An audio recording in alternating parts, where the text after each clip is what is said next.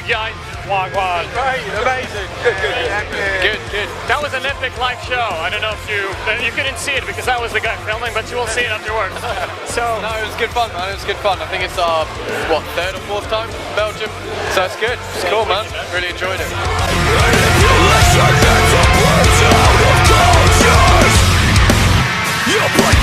How was 2014 so far for you guys? Pretty good, but I've been desking up for more than half of it. So yeah, it's been good. It's been because we started off in January with The Artist Murder.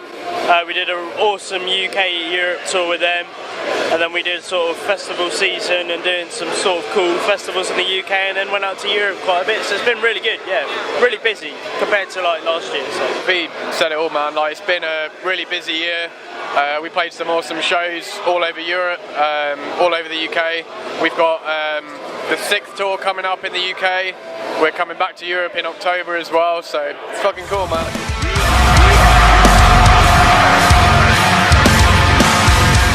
We released our first album by ourselves on purpose to kind of try and get us to a level where we weren't just walking into a record label and going, make us big. Like, we wanted to try and establish ourselves a bit in the UK before we signed with anyone. And I think the reason we got signed was because we'd done that, if you know what I mean. You also had occasions to play with even bigger bands as well. Can you tell us a little bit about that experience? Well, we did a few shows with Suicide Silence, which was awesome. Really nice guys. Venues were cool, the crowds were cool. Obviously it's a bit of a different bill because they're like sort of death metal, a bit heavier than what we are. We're a bit more melodic, but it was really cool to go out with those guys. Privilege. But yeah, we got to go to Russia for the 2nd time this year. We got to play with After the Burial, which was awesome, man. Like, I've been listening to them for years, like a lot of the guys have, so it was a pleasure to be able to tour such a random part of the world with a band like that. So it's been really good. Those are insane as well. Yeah. Like, insane. Some of the best we've ever played. In Russia? Yeah, like absolutely. Yeah, the scene in Russia's mental, especially for metal. It's nuts. They're crazy. That's actually really interesting. You know, you get to know people from different spots of the world, different culture.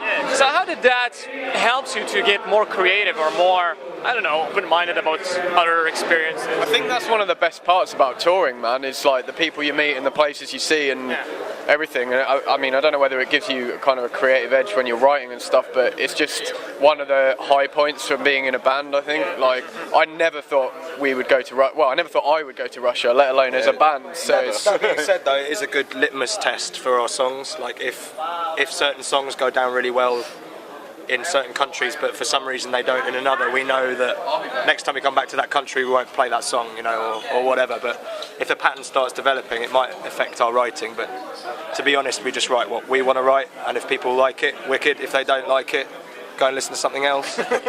Pretty much. Yeah. We don't write music for other people, man. That's the thing, because your style of music, I don't know, I heard you guys on YouTube, of course, and I had your CD and stuff.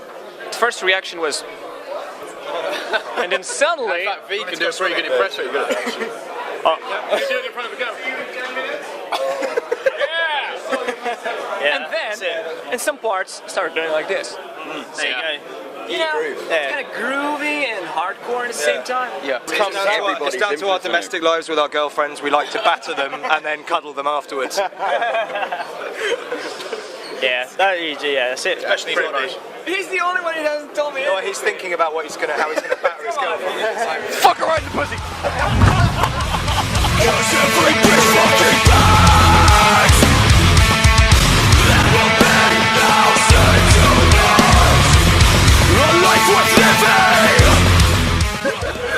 I'm pretty sure with Severance you're gonna get plenty of pussies because that's a huge album. How was the writing process for that album?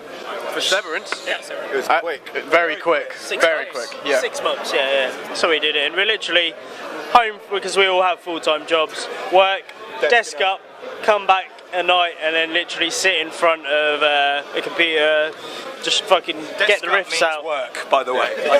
Sit at your desk. Yeah, because we all work. Yeah, it's literally just hammer it out in the evenings, and it sort of just came together slowly and surely. But we did it in 6 months, which was really surprising. We're trying to use the same process for the next album as well. So we've started writing already, and you know, as V said, we'll go to work, shirt and tie, desk up, and then take all of the fucking built-up aggression from dealing with fuckholes at work and trying to put it into the music that we're writing. So You can always find bands who aren't actually angry, like the ones who just, either the rich boy bands who have been bought everything and like they don't need to ever kind of work to get on the tours, and then they try and bring this anger and angst, and you can just see straight through it.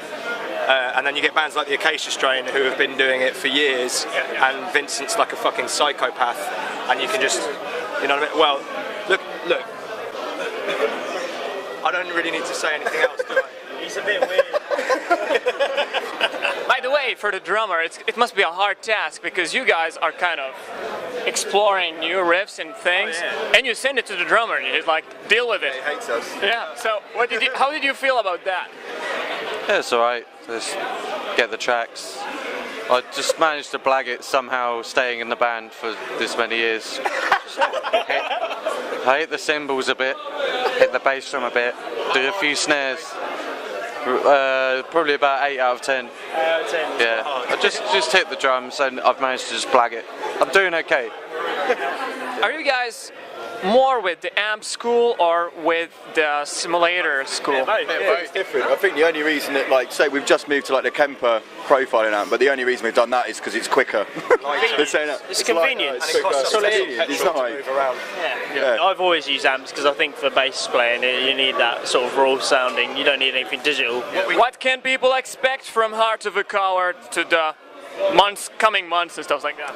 We're gonna knock your socks off. So you better tie up. You better get laces for your socks and lace them right up because they're gonna get knocked the fuck off.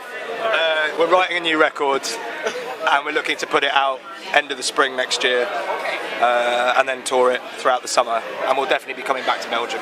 Alright, let's wrap up this interview in a fuck her right in the pussy type of style. 1, 2, 3. Fuck her right in the pussy!